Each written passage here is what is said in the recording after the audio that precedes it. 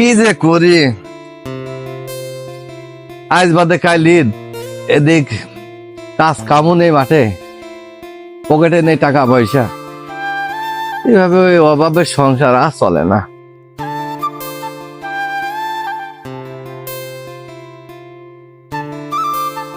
আব্বা আমার ঈদের মার্কেট করে দিবা না? কেমন আইসিস? বয় যা বয়। আমার ঈদের মার্কেট করে দিবা না? ঈদের মার্কেট তো মা করে দিতে চাইছিলাম, কিন্তু হাতে তো টাকা পয়সা নেই, যে অবস্থা কাজ কামও নেই। না আমি কিছু সরবো না, আমার ঈদের মার্কেট করে দিতে হবে। আচ্ছা ঠিক আছে, তুই বাড়ি বয়, দেখি আমি একটু বাজার দিকে যাই, দেখি কি করা যায়। বয় তুই।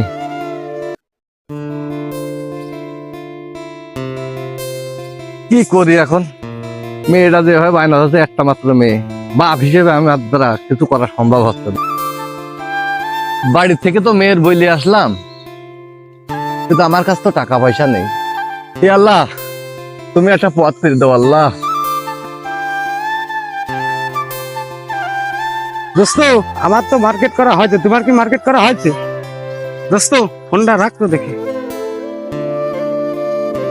ভাই এমন করে বসে আছেন, কি আছে আপনার? ভাই, এই যে সামনে ঈদ লোক যাত্রা আসতেছে, নেই কোনো কাজ কাম, ঘরে নেই 100 টাকা চাইল ভাই। সকালবেলার খাওয়া ডাকছে, দিন আনতে এমনি পান্তা বেরোয়, তারপর মেয়েটা ধরেছে ঈদের মার্কেট করে দেওয়ার জন্য। ঈদের মার্কেট কিভাবে করবো ভাই, মনটা খুবই খারাপ। ভাই টেনশন করবেন না, ঠিক আছে, আল্লাহ একটা ব্যবস্থা করবেন। আমি তো 20,000 টাকার মার্কেট করেছি, ঠিক আছে, আর নাই করলাম না।